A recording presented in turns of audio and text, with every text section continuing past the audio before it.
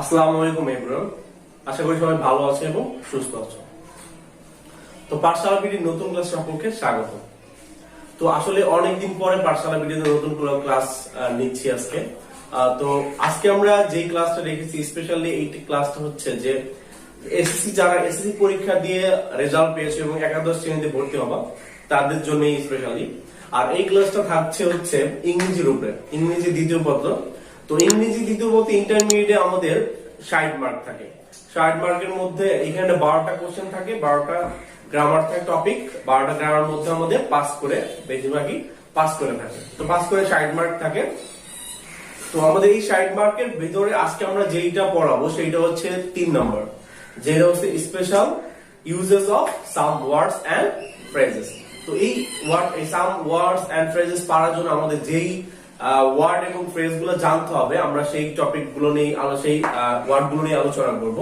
তো আমরা আজকে প্রথমে যেই ওয়ার্ড গুলো নিয়ে আলোচনা করব সেইগুলো হচ্ছে আমাদের কয়েকটা ওয়ার্ডের বাংলা অর্থ জানতে হবে অবশ্যই, এবং ওয়ার্ডটা কিভাবে কোন শূন্যস্থানে বসবে সেই নিয়মগুলো নিয়ে আলোচনা করব। আশা করি আমাদের সম্পূর্ণ ভিডিওটা দেখবে এবং আমাদের ভিডিওটা আমাদের চ্যানেলের সাথেই থাকবে।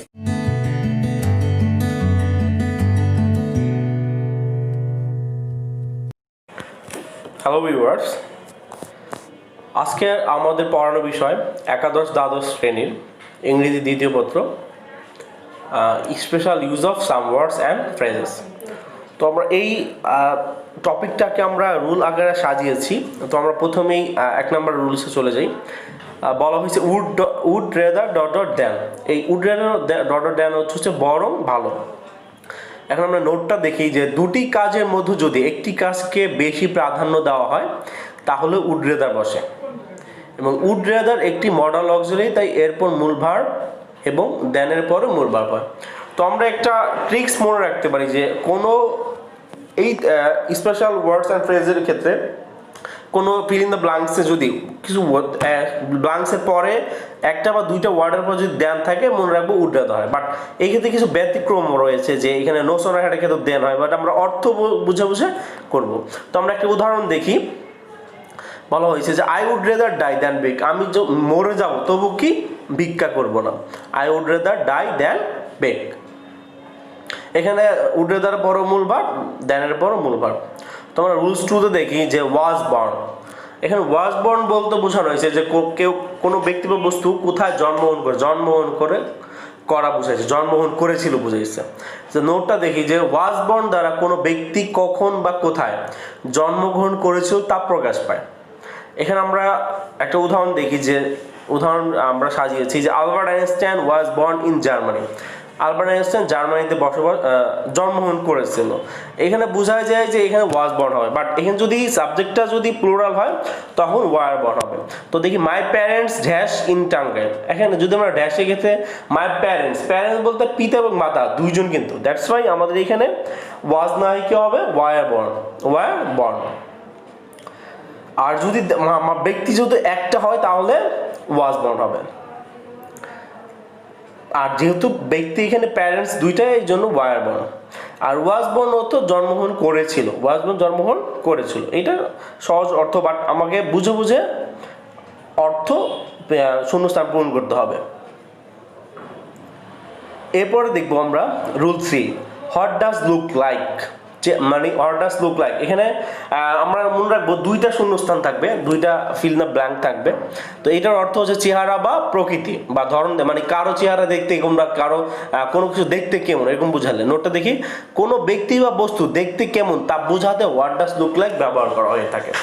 এখন কোনো ব্যক্তি বা বস্তু দেখতে কেমন সেটা বোঝাতে হোয়াট ডাজ লুক লাইক। তা what does dash Karim dash like এরকম হবে। এখন হোয়াট ডাজ লুক লাইক, এখন দুইটা শূন্যস্থান থাকবে অবশ্যই, এখানে একটা থাকবে হোয়াট ডাজ এর ক্ষেত্রে এখানে একটা শূন্যস্থান থাকবে, এবং লাইকের লুক লাইকের ক্ষেত্রে একটা শূন্য থাকবে। এখানে আমরা হোয়াট ডাজ লুক লাইক হবে। তো আমরা একটা রুলস দেখি, what does a ghost look like. ভূত দেখতে কেমন।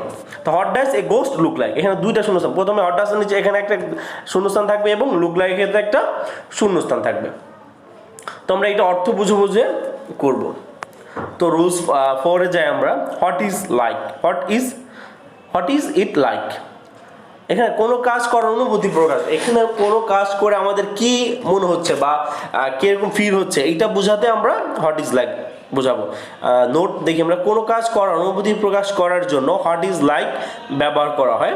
তো হোয়াট ইজ লাইকের পরে ভার্বের আইনজা, মনে রাখবো আমরা লাইক ভার্বের পর সবসময় আইনজা হয়, এটা আমরা জানি এটা, এবং হোয়াট ইজ লাইকের পর ভার্বের আইনজা হবে। তো একটা উদাহরণ দেখি, dash swimming in the river, মানে নদীতে সাঁতার কাটতে কেমন লাগে, কিরকম মনে হয় বা কিরকম লাগে, সেটা is what is like, what is it like swimming in the river.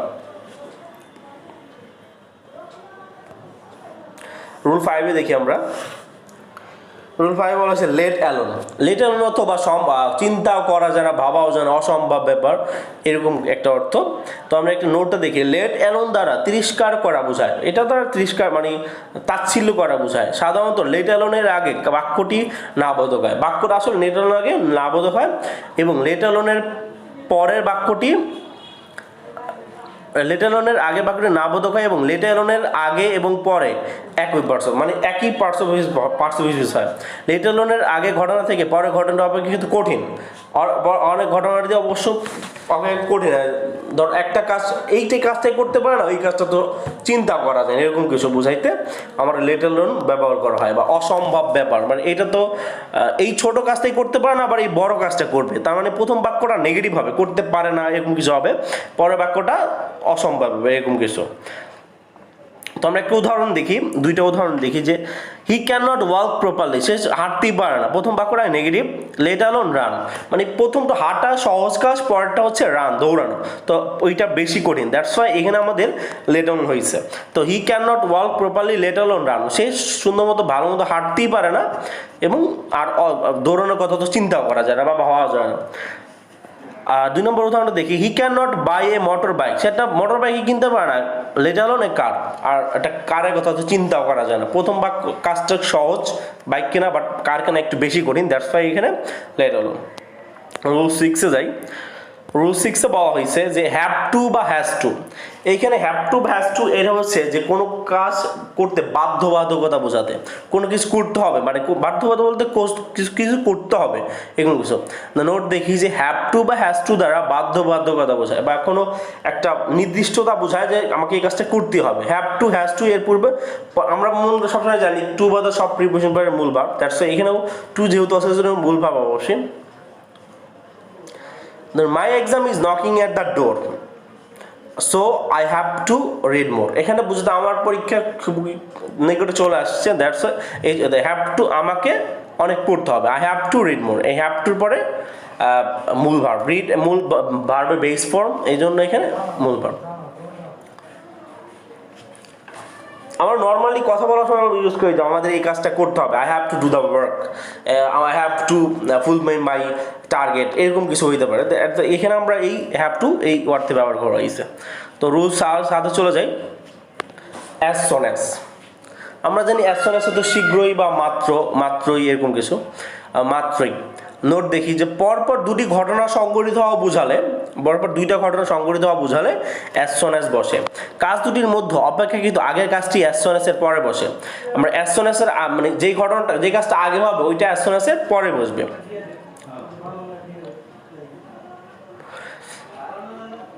আমরা উদাহরণ দেখি যে as soon as the teacher entered the class the student stood up, এখানে আমরা দেখি যে as soon as এর আগে কিন্তু টিচার আগে, যেহেতু আগে টিচার প্রবেশ করছে এর জন্য as soon as এর পরে টিচারের বাক্যটা হয়েছে। আমরা রুল 8 দেখি, হোয়াট ইফ অর্থ কি হবে যদি, হোয়াট ইফ অর্থ কি হবে যদি। নোট দেখি যে হোয়াট ইফ এর পরে অ্যাসার্টিভ সেন্টেন্স, হোয়াট ইফ এর পরে কি হয় অ্যাসার্টিভ সেন্টেন্স হয়।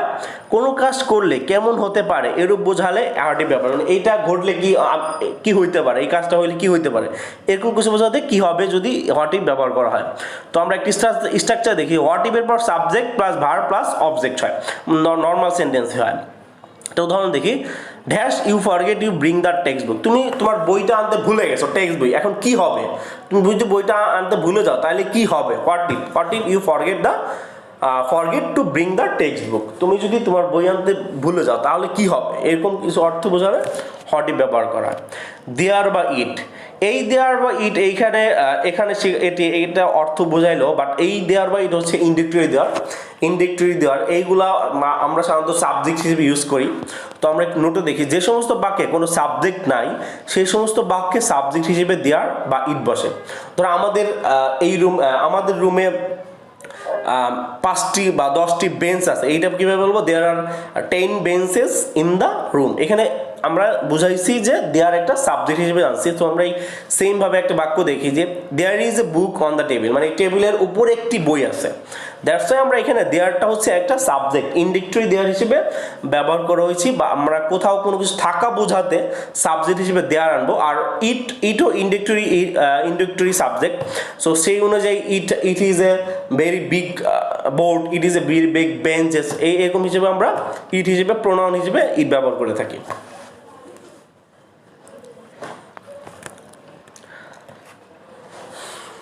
10 নম্বর রুলসে চলে যাই আমরা। হ্যাড বেটার অর্থ বরং ভালো, হ্যাড বেটার অর্থ বরং ভালো।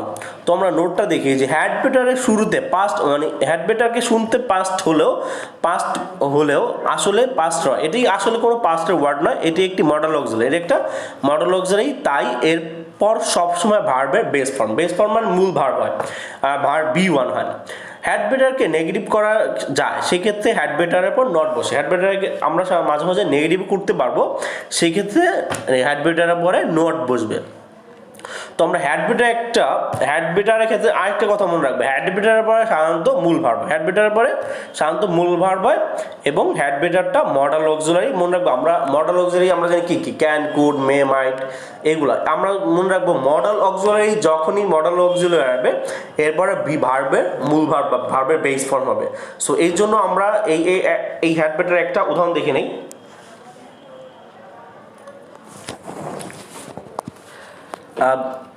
I had better read Bangla বুক। এখানে আমার উচিত একটা বাংলা বই পড়া। এখানে I had better read, এখানে রিডটা কিন্তু মূল verb. I had better read এ বাংলা বুক। তার একটা they had better remain silent, তাদের উচিত শান্ত থাকা। এখানে রিমেইন অর্থ থাকা বা থাকা, রিমেইনও থাকা। they had better remain silent, তাদের শান্ত থাকা উচিত। এখানে রিমেইনটা মূল ভার্ব, had better তাদের শান্ত থাকা উচিত বা উচিত। এখানে had betterটা কিছু অর্থে উচিত অর্থ প্রকাশ করে। হ্যাড বেটারটা উচিত অর্থ প্রকাশ করে, উচিত, এই কাজটা করা উচিত, এরকম কিছু বোঝাতে হ্যাড বেটার ইউজ করা হয়। তো আমরা রুল 11 নম্বর দেখি, ইউজ টু। অতীতের কিছু অনিয়মিত অভ্যাস, তা আমি এই কাজটা করতে অভ্যস্ত হয়ে গেছি, ইউজ টু। নোটটা দেখি, অতীতের নিয়মিত অভ্যাস বোঝালে ইউজ টু ব্যবহার করা হয়। ইউজ টু এর পরে মূল ভার্ব হয়। ইউজ টু এর পর আমরা জানি এখানে টু আছে, সাধারণত আমরা বুঝবো যে টু প্রিপোজিশন এবং প্রিপোজিশন যার পরে সবসময় মূল ভার্ব হয়, এই ক্ষেত্রে যাই হোক। কিন্তু বাট এইখানে একটা কথা আছে, এখানে যদি ইউজের আগে যদি গেট আসতো তাহলে এইখানে ইউজ টু থাকা সত্ত্বেও এখানে ভার্বের আইনজি হতো। যেহেতু এখানে টু গেট নাই, দ্যাটস ওয়াই আমরা এটা মনে রাখবো, ইউজ টু অতীতের অভ্যাস বুঝাইছে। তো আমরা একটা উদাহরণ দেখি যে I used to drink tea, আমি মানে চা খেতে কিন্তু অভ্যস্ত হয়ে গেছি। I used to drink tea, চা খেতে কিন্তু অভ্যস্ত হয়ে গেছি। তো আমরা আরেকটা উদাহরণ দেখি যে এইখানে রহমাতুল্লাহ আনহু used to lead a very simple life। কি হবে, ওমর কি খুব সাধারণ একটা জীবনযাপন করতে করতে অভ্যস্ত হয়ে গেছে। ওমর রহমাতুল্লাহ আনহু used to very simple life, lead a very simple life। এখানে রাদিয়াল্লাহু তাআলা আনহু হবে, রহমাতুল্লাহ না হবে রাদিয়াল্লাহু তাআলা আনহু হবে। I used to drink tea, Omar used to lead a very simple life। এখানে অবশ্যই আমরা ইউজ টু পরে মূল ভার্ব, ইউজ টু পরে কি হয়েছে, মূল ভার্ব ব্যবহার করা হয়েছে। তো আমরা এখন 12 নম্বর রুলসটা দেখব। 12 নম্বর বলা হয়েছে যে অ্যাজ ইফ বা অ্যাজ দো। তো আমরা এইটা 9-10 কমপ্লিটিং এ পড়ছিলাম যে অ্যাজ ইফ বা অ্যাজ দো। আমরা জানি অ্যাজ ইফ এর আগের বাক্যটা প্রেজেন্ট হলে পরেরটা পাস্ট ইনডিফিনিট হবে, এবং অ্যাজ ইফ এর প্রথম বাক্যটা পাস্টে হইলে পর পাস্ট পারফেক্ট হবে। তো আমরা এখানে যেহেতু আমরা একটা উদাহরণ, এটা কোনো নিয়ম নাই, এটা অর্থ যেন, অ্যাজ ইফ অর্থ যেন বুঝাইছে, আমরা বাক্য অর্থ বুঝে এটাকে শূন্যস্থান পূরণ করতে হবে। বাক্যের অর্থ আমরা দেখবো যে এখানে যেন কোথায় ব্যবহার করেছে এবং ওই আমাদের স্ট্রাকচারগুলো ফলো করছে, যে প্রেজেন্ট থাকলে পাস্ট ইনডিফিনিট এবং পাস্ট থাকলে পাস্ট পারফেক্ট। তো এরকম যদি শর্তগুলো পূরণ করে এবং এই যেন অর্থ প্রকাশ পায় তাহলে আমরা অ্যাজ ইফ ব্যবহার করব। আমরা একটা উদাহরণ দেখি যে he tells the matter, he tells এরকমভাবে কথা বলে, এটা প্রেজেন্ট আছে, as if he knew everything. যেহেতু প্রথম বাক্যটা প্রেজেন্টে, পরেরটাও কি হবে পাস্ট। তো আমরা এই বাক্যটাকে আরেকটা সেন্টেন্স করি, সেটা হচ্ছে হি টোল্ড দ্য ম্যাটার, এরকম যদি হয় হি টোল্ড দ্য ম্যাটার, তো কী হবে হি হ্যাড নন এভরিথিং। তো আশা করি সম্পূর্ণ টপিকটা সবার ভালো মতো বুঝতে পারছো। তো আজকের মতো এইখানেই। আর আমার এই চ্যানেলে যদি কেউ নতুন হয়ে থাকে অবশ্যই চ্যানেলটাকে সাবস্ক্রাইব করবে এবং পাশে থাকে বেল আইকনে ক্লিক করে রাখবে, যাতে করে নেক্সট আমরা যত আপডেট ভিডিও দিই তত তোমাদের কাছে সবার কাছে পৌঁছে যায়। তো অবশ্যই সবাই আমার জন্য দোয়া করবে। সবাই ভালো থাকবে। আসসালামু আলাইকুম।